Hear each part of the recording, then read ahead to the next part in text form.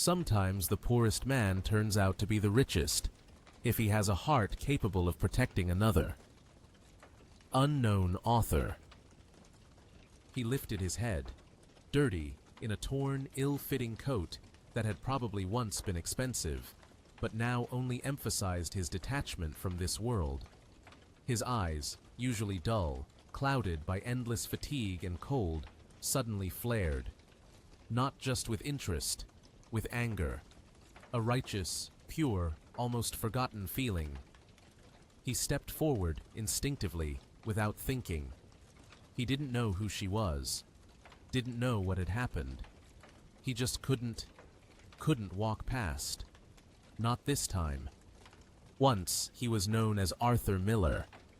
That name echoed in the resonant corridors of the Design Institute, at meetings smelling of coffee and expensive perfume. It was listed in his employment record, alongside commendations and notes of bonuses. It was spoken with respect sometimes, with a slight tinge of fear of his demanding nature, his precision. Arthur Miller, solid, substantial, reliable, like the bridges he built. Now everything was different. Names had shrunk, worn away like the soles of his worn-out boots. Homeless guy.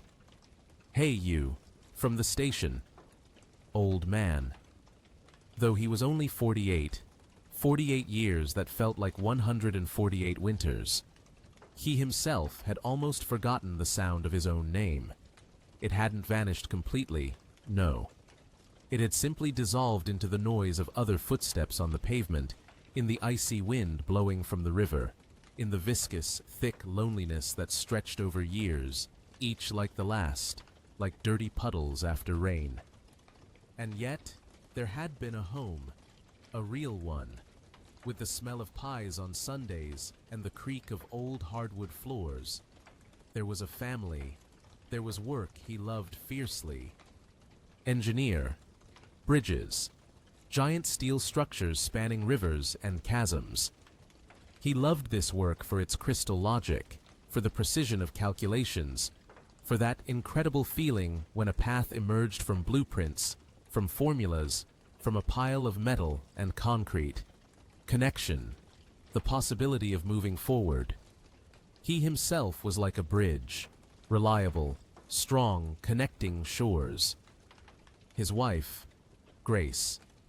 Her name still echoed with a quiet ache somewhere beneath his ribs. Calm, bright, with slightly tired eyes, but with such a warm voice that could soothe any storm in his soul. She wasn't a beauty by glossy magazine standards, but she had life in her. Real life. And his son, Timmy.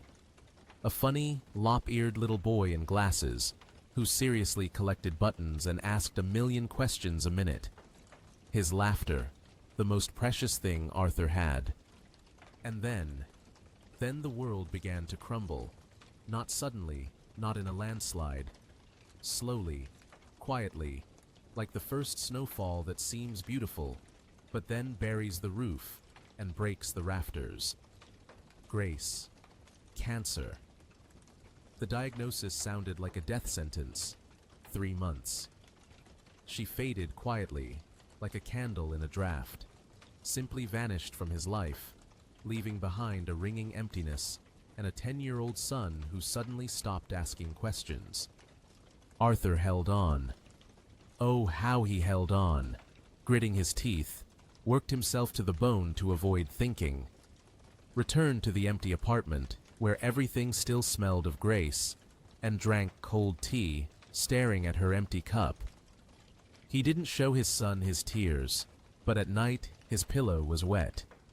He wept silently, choking on his own grief, so as not to frighten Timmy. But trouble never comes alone. Layoffs. The factory where he was a lead engineer was sold to some new people who didn't need bridges. First, temporary leave without pay. Then it became clear, it was forever.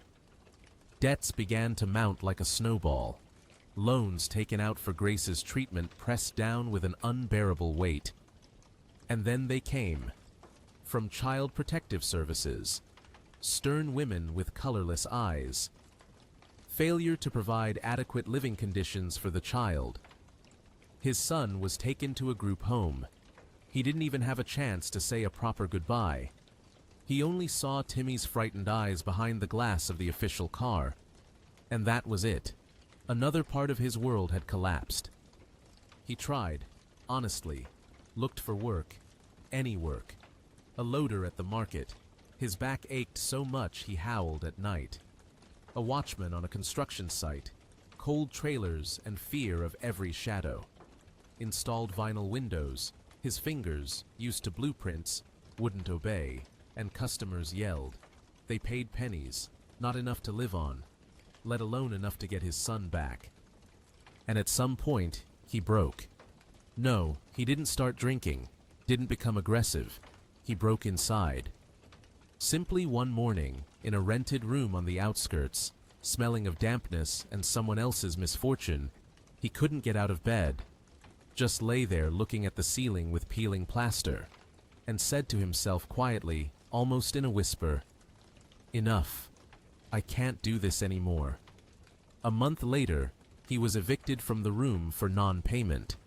Then, from the basement of an apartment building where he tried to shelter from the rain. Then, from the train station where it was warm and crowded, but where there was no place for people like him. That's how he ended up on the street, completely, finally. At first, he didn't beg. Shame burned hotter than the frost.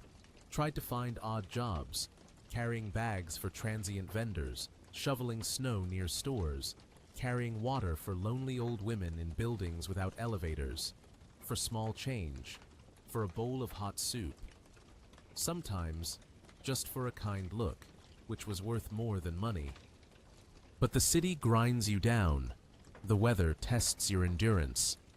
And people, oh people, their looks, worse than a blow, piercing, disgusted, indifferent. Their words, sharp, like shards of ice. One day, some well-groomed man in an expensive coat, coming out of a restaurant, tossed him a crumpled bill and said with a sneer, "Here, take it. Go sober up, buddy." But he didn't drink, not a drop, not since Grace was gone, not a drop. At that moment, something inside him snapped completely. The thin thread of self-respect he had clung to. From that day on, he stopped making excuses, even to himself. He just existed. He learned to sleep sitting up, leaning against a cold wall. Learned to eat on the go, hiding from prying eyes. To find corners where the biting wind wasn't so strong. He could unerringly distinguish places where they'll definitely kick you out today from those where you can hang around till morning. He knew all the kiosks with kind saleswomen who sometimes gave away yesterday's pastry. He knew that one bench near the market where slightly stale rolls were thrown out on Fridays. He knew the pharmacist in the small 24-hour pharmacy who might occasionally give him iodine or a bandage for free, whispering, "Just don't tell anyone, old man." He didn't know where Timmy was. Sometimes, in rare moments of peace, he closed his eyes and imagined accidentally meeting him on the street, but he immediately pushed the thought away. He understood. They wouldn't recognize each other. He, overgrown, dirty, aged. His son, already a teenager, almost a young man. No, they wouldn't recognize each other. And maybe it was for the best. Why should Timmy see his father like this? Arthur wasn't aggressive. He didn't beg obtrusively, didn't pester passers-by. If someone tossed a coin, he nodded silently. If someone cursed him out, he simply moved aside. He didn't want to bother anyone. He just wanted to breathe, to live. Somehow. Quietly. He had only one friend, a real one. Rusty. A tailless mutt with intelligent, mismatched eyes, one brown, one blue. The dog had shown up on its own one evening, just sat down next to Arthur on a piece of cardboard near the heating pipe, and stayed. Didn't beg for food, didn't fawn, just stayed nearby. Arthur began to share everything with him.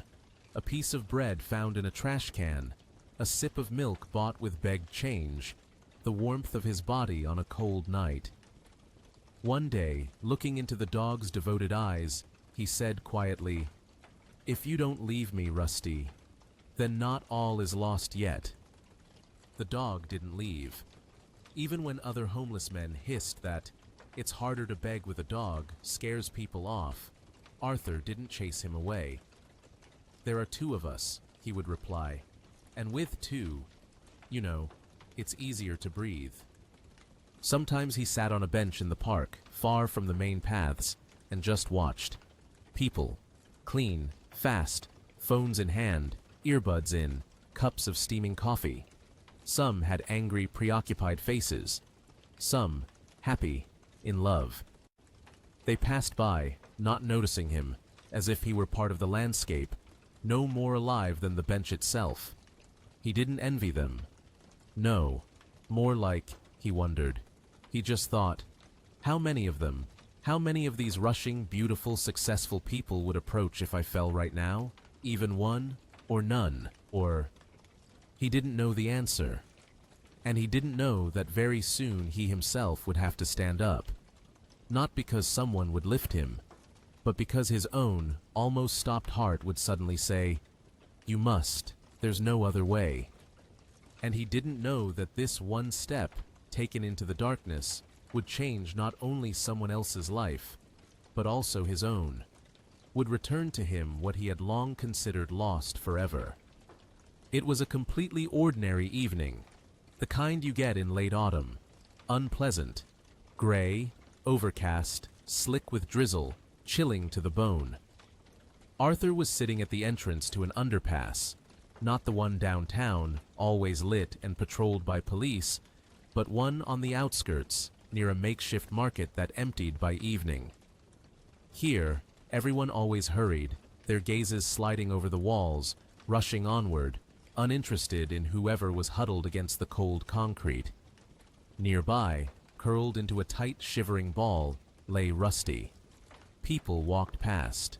The click of heels, the rustle of bags, fragments of conversations. Someone, without looking, tossed a few coins into the offered piece of cardboard. Someone grimaced in disgust and quickened their pace.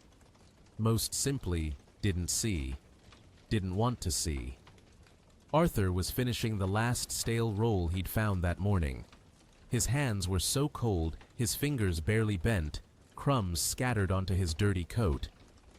It was time to leave, to find a warmer spot for the night, under the heating pipes. He was about to get up, leaning on the wall, when he heard it. The scream. A woman's scream. Not a petulant shriek, not drunken laughter. Real, loud, sharp, full of genuine terror. A scream that chilled you to the bone, making the blood freeze in your veins. He got up instantly, forgot the pain in his back, the cold, the hunger. Instinct. The one that makes you protect the weak. The sound came from a dark alleyway between buildings, a few dozen yards away. The kind of place that was always dark and smelled of dampness, where there wasn't a single surveillance camera. A place everyone tried to avoid, especially in the evening. A dangerous place. He shot a quick glance at Rusty, who had also lifted his head and was growling warily. "Stay," Arthur ordered quietly but firmly. "Wait here." And he ran. Awkwardly, breathing heavily, but quickly. As fast as his aching legs and old coat allowed. The alleyway was dark as an abandoned mine. Only deeper inside, near the middle, flashes of light flickered. From a phone screen, it seemed. Then, a dull thud. And another scream, but choked, stifled this time. "What the hell, bitch? Lost all fear, Your Highness." A male voice, young, drunk, and angry, full of superiority and cruelty. "Let go! Let me go! Help!" The woman's voice again, breaking into a sob. Arthur reached them, and saw.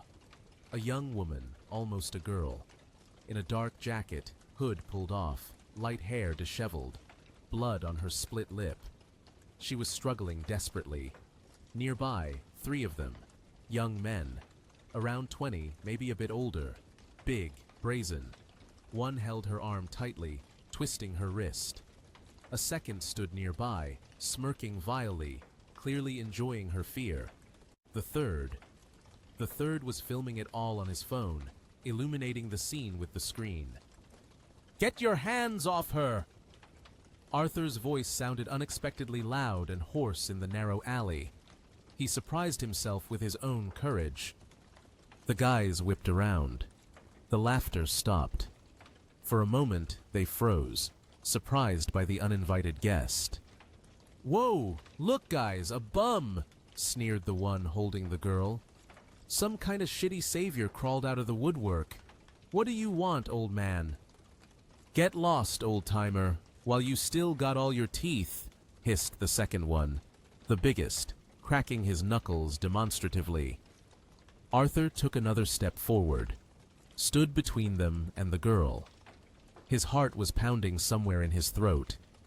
He didn't know what he would say next, didn't know what he would do. He had no strength, no weapon, nothing. Except for this sudden, furious feeling, this isn't right, simply not right. "Let the girl go," he said quietly but clearly. "Right now." "And who are you to us? Her daddy or something?" snorted the one with the phone, lowering it. "Or some local hero?" "No." Arthur looked him straight in the eye. "Just a person." Silence fell, thick, ringing. Even the wind seemed to die down. The guy who'd cracked his knuckles took a step toward him. Slowly, menacingly, he swung, wildly, drunkenly. Arthur dodged. Old, almost forgotten reflexes kicked in. The fist whistled past. Without losing a moment, he shoved the attacker hard in the side. The guy wasn't expecting it, stumbled over some trash, and fell awkwardly onto the wet pavement. The girl seized the moment, jerked violently, and broke free. She bolted toward the alley entrance. But one of the remaining guys, the one with the phone, was quicker. He caught up to her in 2 strides and grabbed the strap of her backpack. And then Arthur lunged again, without thinking, without weighing the odds, simply, like an animal protecting its young. He jumped on the guy's back, tackling him. They both crashed to the ground. Impact. Pain. Sharp pain. Dirty. A sharp flash of pain shot through his back and side. He seemed to have hit the concrete curb. The one Arthur had shoved first was already getting up, cursing viciously. He ran over and aimed a kick at Arthur's head. But just then, from the street, near the underpass, came the sound of quick footsteps and a loud male voice. "Hey! What's going on here? Stop right there!" The guys froze. A flashlight beam swept the back of the alley. "Cops! Let's bail!" one of them breathed. They bolted in the opposite direction into the darkness of the courtyards, and a second later, their footsteps faded. Arthur remained lying on the cold, wet pavement. His breath came in ragged gasps, each inhale sending waves of pain. Blood pounded in his temples so loudly it drowned out all other sounds. A face leaned over him, frightened, tear-stained, with smudges of dirt on the cheek. The girl. She hadn't run away. Are you alive?" she whispered, her voice trembling. "Oh my God, thank you. You saved me." He struggled to open his eyes, tried to focus his gaze. "Think, so," he breathed out. "We need the police, an ambulance. You're hurt, I can see." "No need," he rasped. "Don't need anyone. The important thing is, you're safe. Get out of here, quickly." "But you—" "Go," he repeated insistently. "You need to get away. It's dangerous here. Go." As for me, I'm used to it, to everything. She stared at him with wide eyes, full of a mixture of horror, gratitude, and bewilderment, as if seeing someone from another planet. And he just closed his eyes. He had no strength left. He didn't know who she was, didn't know why he jumped into that fight, risking the last thing he had, his pathetic, unwanted life. He simply couldn't have done otherwise. His heart said, "You can't," and he listened. The night turned out mean, vengeful. The wind howled in the wires like a hungry wolf, tore down from the roofs in icy gusts, tossing scraps of newspaper and plastic bags along the empty streets. It crept under his torn coat, penetrating to the very bone. Arthur sat leaning his back against a warm, humming pipe of the old heating main. Someone from his own, other nocturnal inhabitants of the city who had seen him doubled over in pain near the alley, had somehow dragged him to this secluded spot. He groaned quietly through clenched teeth. The pain in his side had become sharp, cutting, as if a knife were being twisted inside him.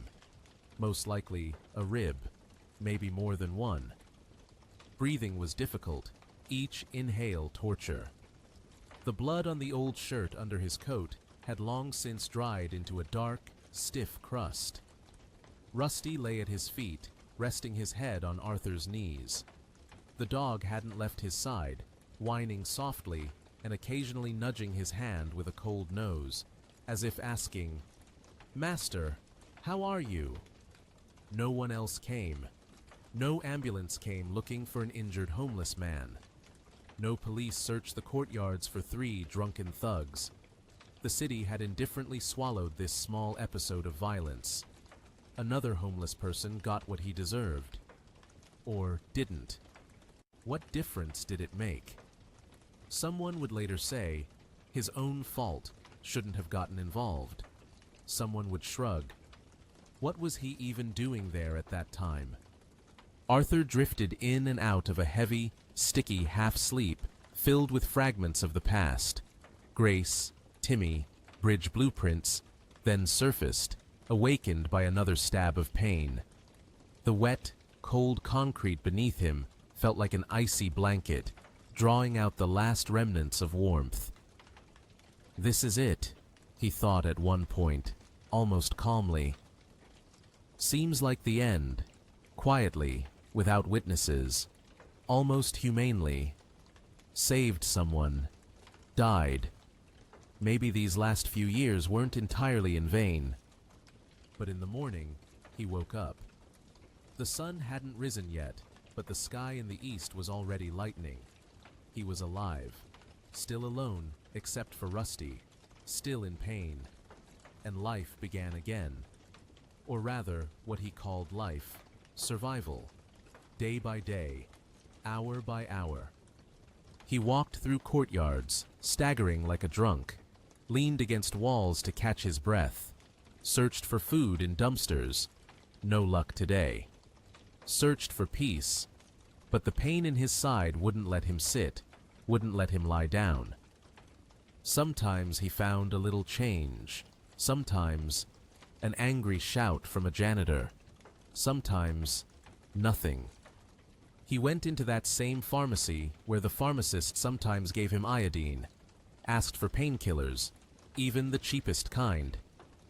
No money, hurts bad, after a fight. The pharmacist, a different shift today, a young woman with indifferent eyes, just shook her head. No prescription and no money. Can't give you anything. Please leave. Don't disturb others. Tried to explain to the woman in the kiosk window that he felt sick, needed help. She silently slammed the small window shut in his face. He didn't blame them. They were just living their lives. And he was an inconvenience. He walked on. It got worse every day. The aching pain in his side grew into a constant, sharp agony. A cough started, dry, hacking, tearing at his chest. His head spun, the world swam before his eyes. He almost stopped eating. There was hardly anything to eat anyway. What little he managed to find or beg for, he gave to Rusty. The dog had gotten thinner too, listless, looking at his master with mournful eyes. "Hang in there, buddy," Arthur whispered, sharing the last found crust of bread with the dog. "Soon, it'll get better somehow. Probably, it has to get better." A week after that night in the alley, he collapsed, right at a bus stop. People were waiting for their buses, looking at schedules, at their phones, and he was just walking past, and his legs gave out. The world swayed and went dark. Someone stepped around him disdainfully. Someone quickened their pace, averting their eyes. Someone, he managed to notice out of the corner of his consciousness, pulled out a phone and started filming. Probably to post online with a caption like, "Drunk lowlife" or "Junkie." A bum? Who cares about him? He couldn't hear anything anymore, only the whistling wind in his ears and the rumble of a departing bus. And then, through that rumble, footsteps, unhurried, soft but confident. Someone came very close, and a voice. Familiar? No? Or, "It's him. It's definitely him. I found him." Someone's hand gently touched his shoulder, a warm hand. "Please, please, call an ambulance," the same voice said, louder now, demanding, addressing someone at the stop. There were tears and steel in the voice. "Immediately, this man is unwell." With immense effort, Arthur cracked his eyes open. The blurry world slowly came into focus, and he saw her. The same young woman, from the alley. Only now she was different. In an elegant long coat, her hair neatly styled, her face showing no trace of that confusion and fear, only concern, deep, sincere, and determination. Her eyes were serious, attentive, and a tremor in her voice she tried to hide. She leaned closer. "Hang on, please. You saved me back there. Now it's my turn. I'll save you." He wanted to say something, maybe even try to smile. Thank her? Ask why? But he didn't have the strength. Darkness enveloped him again, soft and inexorable. He woke up to a smell. Sharp, clean, antiseptic, bleach, and something else faintly sweet, reminding him of long-ago trips to a children's health resort after a cold. White walls, white ceiling, an IV tube running into a vein in his arm, and he himself lying on a clean, crisp sheet under a real blanket. "Where am I?" His voice sounded hoarse, unfamiliar, as if not his own. "You're safe," a calm female voice answered from the side. A nurse. "In the hospital. You've received medical attention. Everything will be all right now. Rest." And in that moment, lying in the sterile silence, hooked up to the IV, Arthur felt something strange for the first time in long, endless years. Unfamiliar. The feeling that he wasn't alone, that someone had intervened, someone had saved him. Not out of duty, not out of pity, but simply because they couldn't walk past. Just like he once. In the hospital, time flowed differently. Slowly, sluggishly. Arthur lay quietly. The first few days, he barely moved. His body ached, every muscle hurt, every cracked rib reminded him of itself with the slightest movement. But the main thing was, he was alive. Not on the brink, not in a half-conscious state on cold concrete, but truly alive, and warm, and clean. He didn't know how much time had passed. A day? A week? He lost track. No one visited him except doctors and nurses. The doctors said little, mostly using medical terms. The nurses were polite, performed their duties, but remained distant. He saw similar patients in the hallways. Lonely, forgotten. He was background noise again, his usual status. Until one day, the door to his room opened quietly, and she entered. "Hello," Her voice was calm, confident, but held a slight shyness. "My name is Claire." Arthur struggled to prop himself up on an elbow, looked closely. Yes, it was her. The same young woman from the alley. Only now she looked completely different. An expensive but understated coat, neat hairstyle, minimal makeup, but a kind of inner strength. In her hands, she held a small bouquet of field daisies. Where did those come from in late autumn? And a paper bag emitting the appetizing smell of homemade food. "I've been looking for you," she said, coming closer. She placed the bouquet in a water glass on the nightstand. "Sorry I didn't find you sooner. It took some effort." He was silent, just looked at her, distrustfully, surprised. He himself didn't know. You do remember me, don't you?" she asked a little softer. "Back then, in the alley, you saved me. If it weren't for you, I dread to think what might have happened." He slowly lowered his gaze to his hands, resting on the blanket. Clean hands, with neatly trimmed nails. "I was just passing by," he mumbled. "Couldn't walk past." "Exactly." Her voice grew firmer. "You couldn't. And you know what? Very few people do that. Almost no one these days." She pulled up a chair, sat beside him, opened the bag. "Here, I brought soup, chicken broth, warm. I made it myself this morning. I hope you like it. Sorry if it's not great. I don't cook often." Arthur watched silently as she carefully poured the golden broth from a thermos into a hospital bowl. How she placed another thermos with hot sweet tea beside it. How she unfolded a napkin.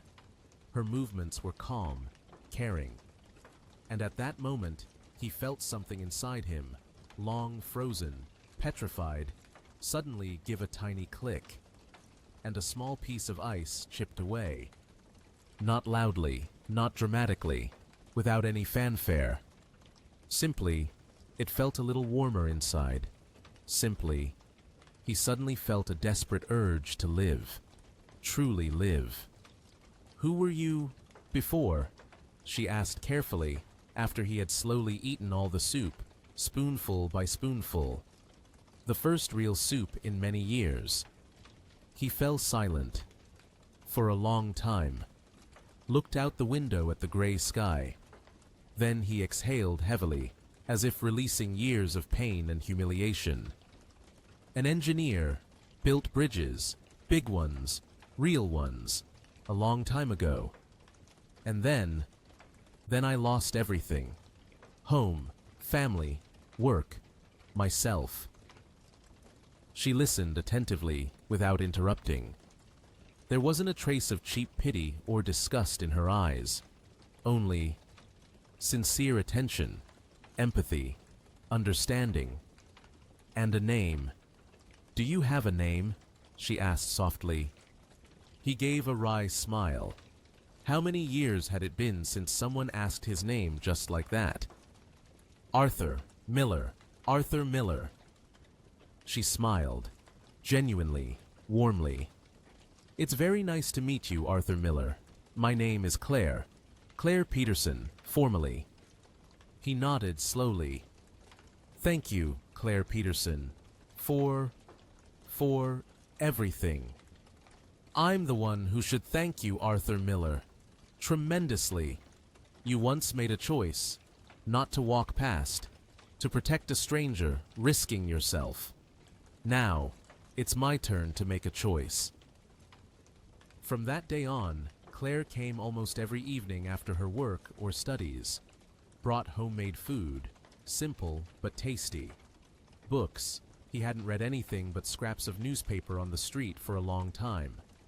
One day, she brought an old tablet. "Look." She opened a photo. On the screen was Rusty. His Rusty. The dog was sitting on the porch of some house, looking a bit lost, but quite well fed and unharmed. "I found him," Claire announced joyfully. "Can you imagine?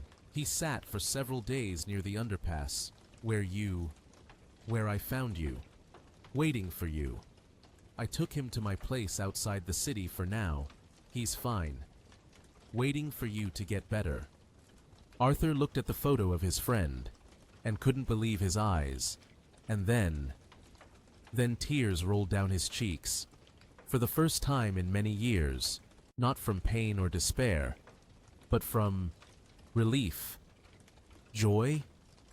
He cried quietly, silently, turned towards the wall. Claire pretended not to notice. She just kept talking about Rusty. She helped him, not just with words, with actions. Arranged paperwork for rehabilitation at a specialized center after his discharge.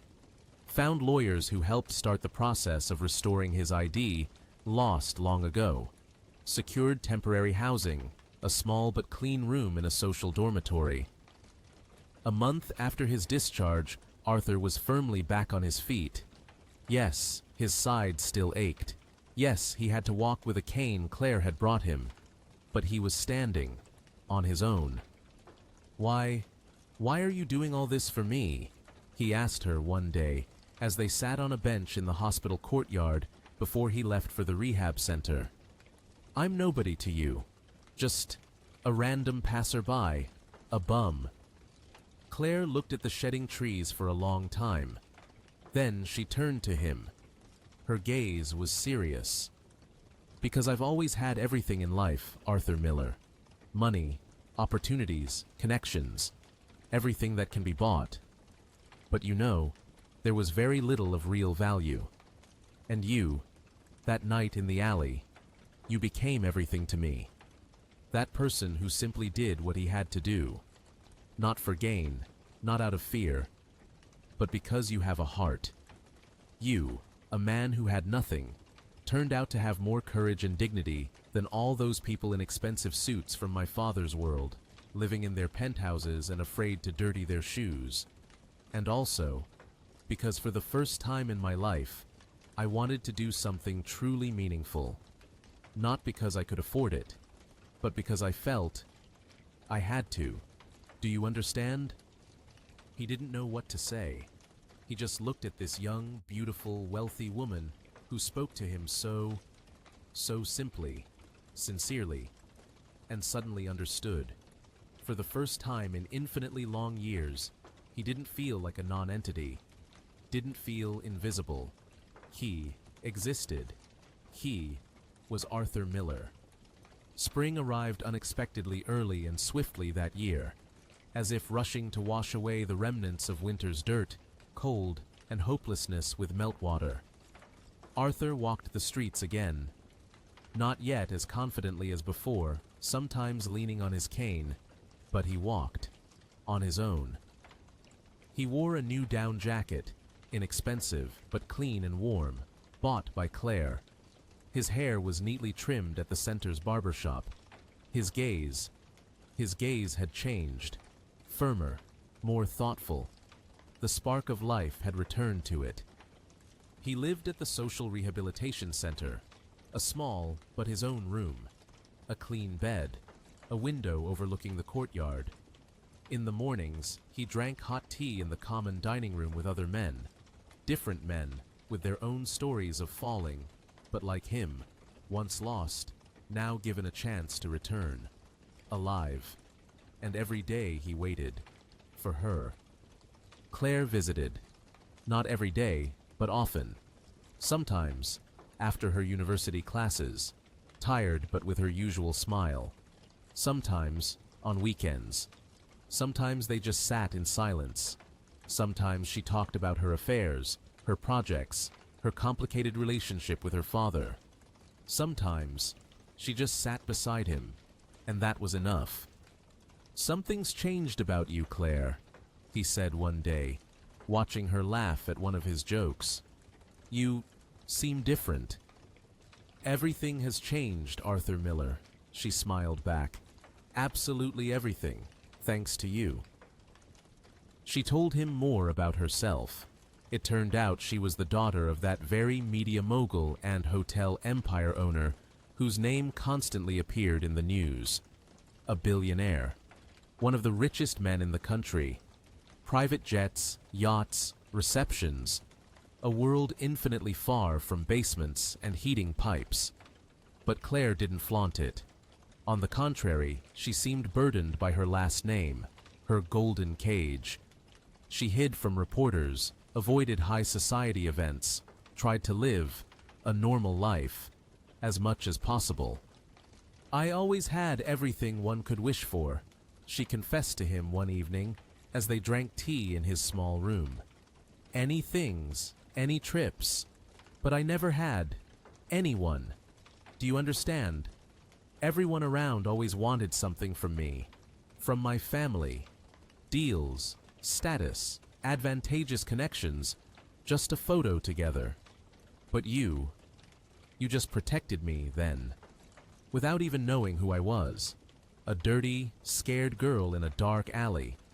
You did what none of those glossy people in expensive suits would ever have done. They would have walked past or called security. But you stepped forward. And I want you to know that was important. Very." He was silent, listened to her.